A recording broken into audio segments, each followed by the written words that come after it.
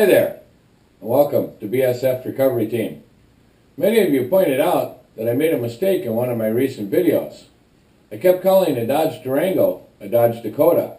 I'd like to apologize for that, especially to all my Dodge fans. I also found out that I made another mistake in that video. I got some information wrong. So here's a re-edited version, hopefully with all the mistakes fixed. See if you can pick them out. The Dodge Durango had exploded the front differential and busted the rear drive shaft. His buddies were trying to tow it out of the woods, but they weren't sure which way to go. So, instead of just leading them out, we decided to hook on and tow it out.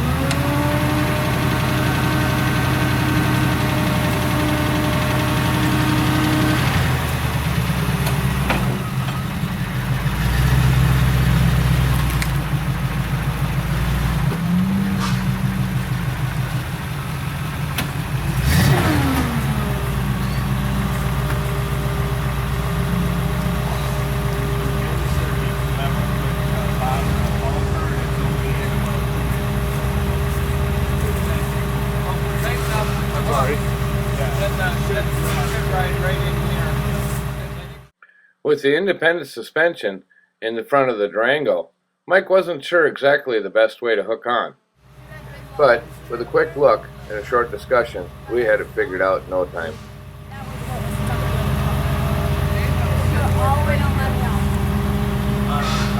Yeah, the front half of the small arm.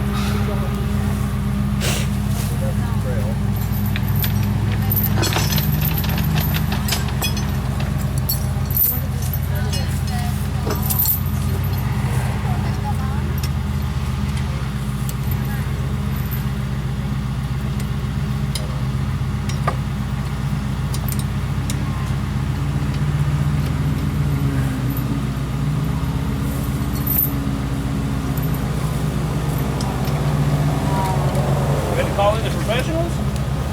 I just happened to run into him. When I first started picking up the Durango, I noticed the bumper moved a little bit, but it stopped before it started crushing plastic. And with the J-hooks on the lower control arms, that's where all the pulling force would come from. So I was pretty confident that we'd make it out of the trail without ripping the bumper off of the Durango. Putting a little pressure on the plastic. Not too bad. No, there you go. Yeah. But it's not, it doesn't have too much pressure on it.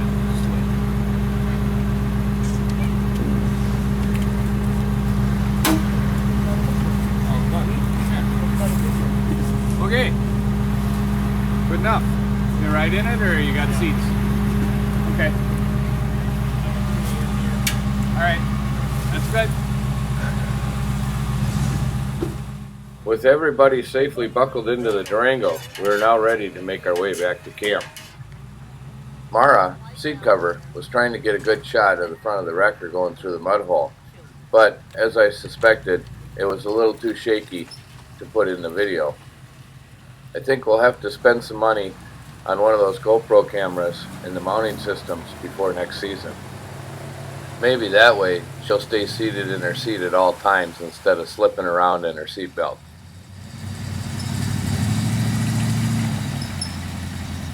Now where?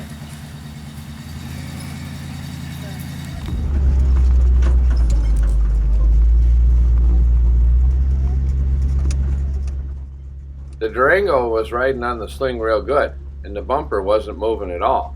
But I will admit, I was watching the Durango so closely that I didn't quite get lined up for a corner that was coming, and I ended up cutting it on the inside a little too short. Hold it, hold it, hold it.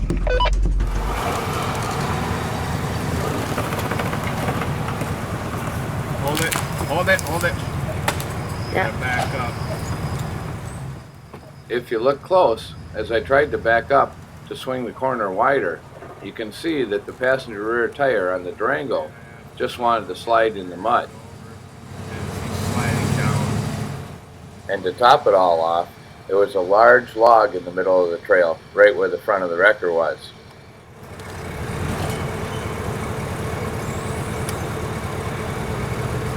Nope, he's gonna take the hole.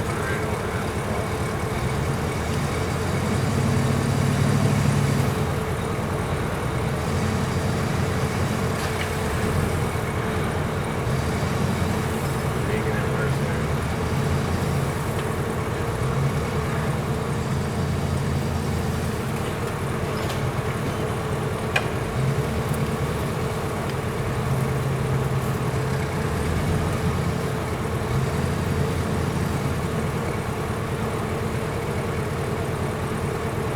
You need to go up next to him, I think.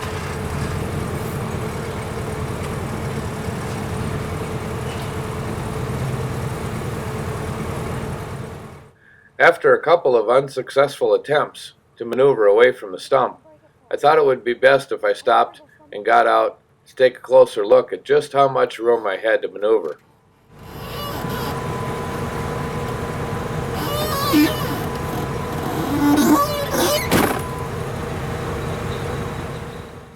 To me, it looked like I had several more feet that I could back up before the tall trees. Of course, I didn't see that stump in the grass.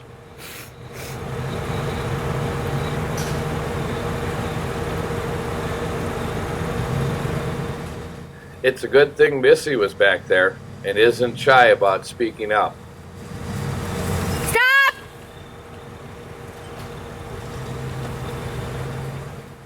But even with the stump there, that still gave me enough room to swing the corner wider. The rope is on their bumper!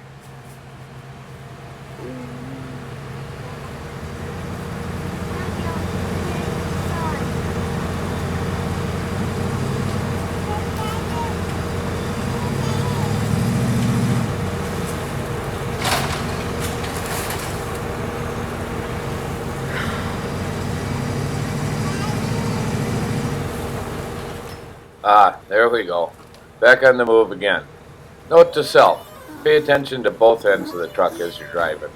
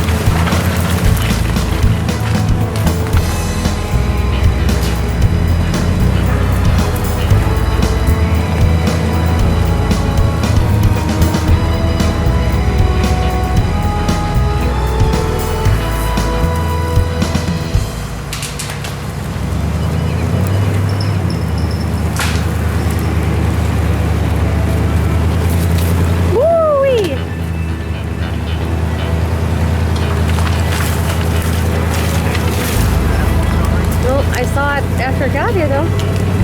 Felt it too.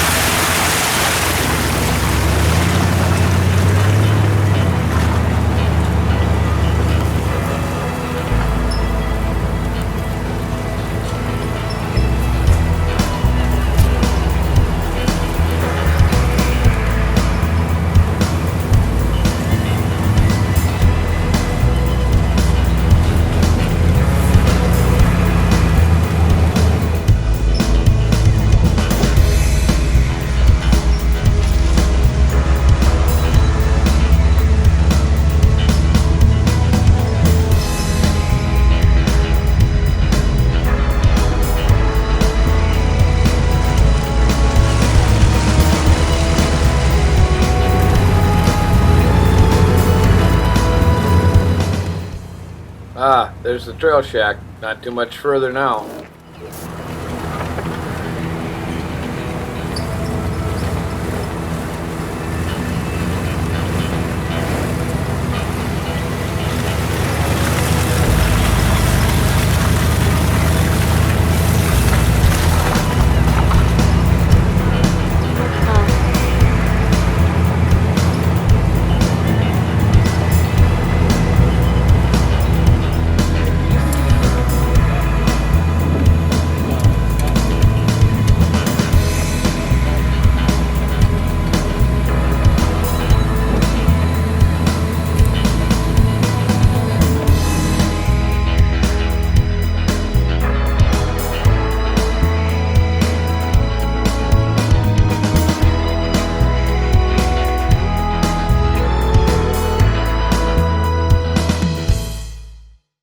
Once we got back to camp, we set the Dodge Durango down, and the owner said he'd winch it up on the trailer himself.